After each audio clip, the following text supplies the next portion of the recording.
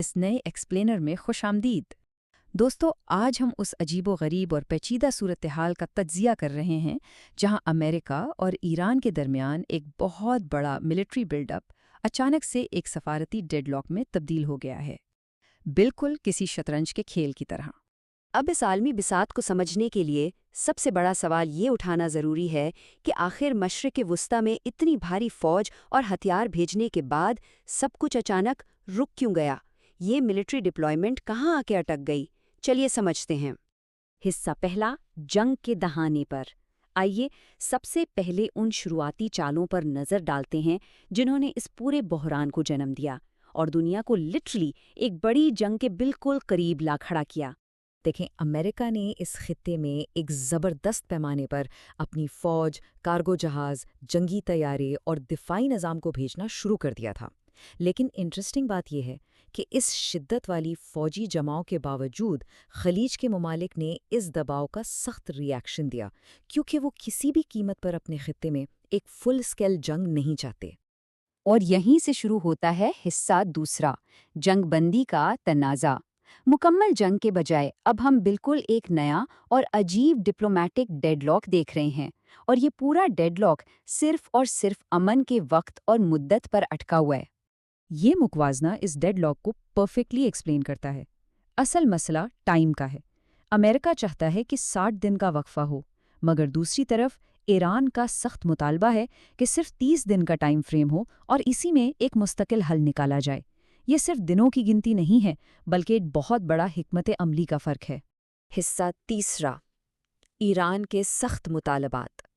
اب یہ جو ایران کی 30 دن کی کاؤنٹر آفر ہے نا، یہ مت سمجھیے گا کہ یہ صرف وقت کم کرنے کا نام ہے۔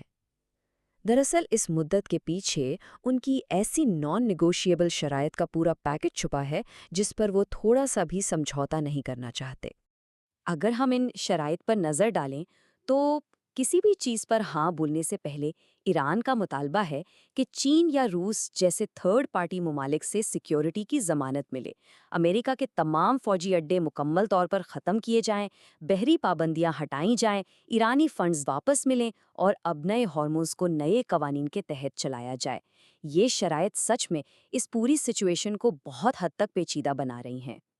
اب جب یہ دو عالمی طاقتیں آپس میں اپنے سفارتی داؤ پیچ کھیل رہی ہیں تو ہمیں اور آپ کو یہ سوچنا پڑے گا کہ آخر اس پورے جیو پولیٹیکل گرڈ لاک کی اصل قیمت کون چکا رہا ہے؟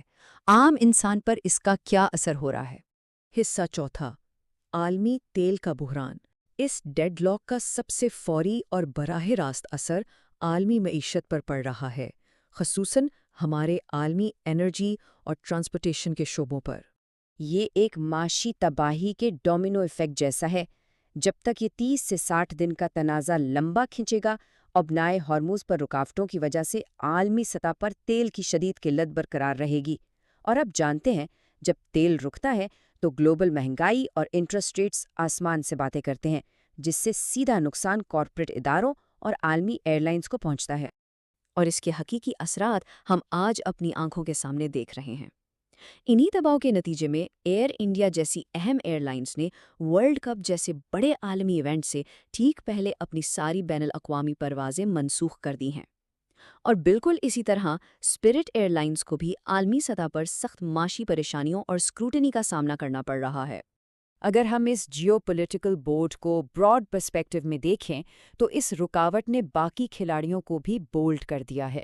مثال کے طور پر آپ چین کو دیکھ لیجئے، جس نے 5 مختلف کمپنیوں پر عائد امریکی پابندیوں کو کلیئرلی نظر انداز کر دیا ہے۔ وہیں دوسری طرف خلیج کے ممالک ہر فریق پر سخت دباؤ ڈال رہے ہیں تاکہ کسی نہ کسی طرح مکمل جنگ سے بچا جا سکے۔ حصہ پانچواں، غائب نیوکلیئر کارڈ۔ اب اس پورے تجزیے میں ایک بہت ہی حیران کن پوائنٹ آتا ہے۔ اس پورے تنازع میں ایک اہم چیز ایسی ہے جسے پریکٹیکلی مذاکرات کی اس گفتگو سے بالکل غائب رکھا گیا ہے، لفظ یورینیم۔ جی ہاں، ایران کے موجودہ مطالبات کی اتنی لمبی فہرست میں نیوکلیئر صلاحیتوں یا یورینیم کے حوالے سے ایک لفظ بھی نہیں ہے۔ یہ مکمل طور پر ایبسنٹ ہے۔ یہ دراصل ایران کی طرف سے ایک انتہائی چالاک حکمت عملی کو ظاہر کرتا ہے۔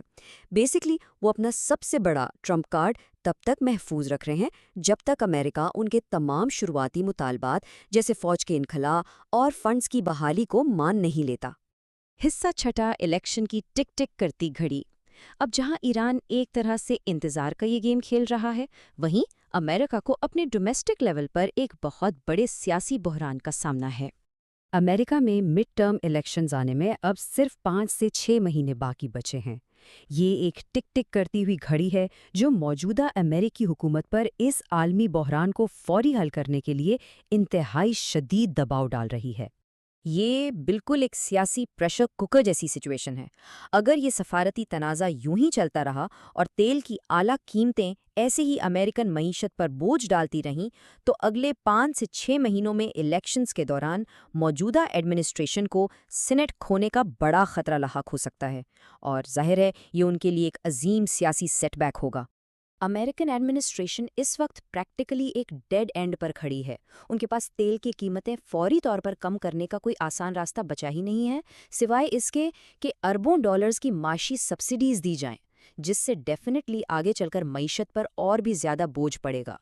تو آخر میں آ کر بات یہاں رکتی ہے کہ بھلے ہی اس وقت ایک آل آؤٹ جنگ کا ڈر تھوڑا کم نظر آ رہا ہو، لیکن عالمی معاشی اور سیاسی دباؤ بالکل اپنے عروج پر ہے، اور اس صورتحال نے ہمیں اس سب سے بڑے سوال پر لا کر کھڑا کر دیا ہے۔ 30 اور 60 دن کی اس پھنسی ہوئی جیو پولیٹک شطرنج میں آخر پہلے کون جھکے گا، اور جب کوئی ایک پیچھے ہٹے گا تو اس پوری دنیا پر اس کے کیا اثرات مرتب ہوں گے؟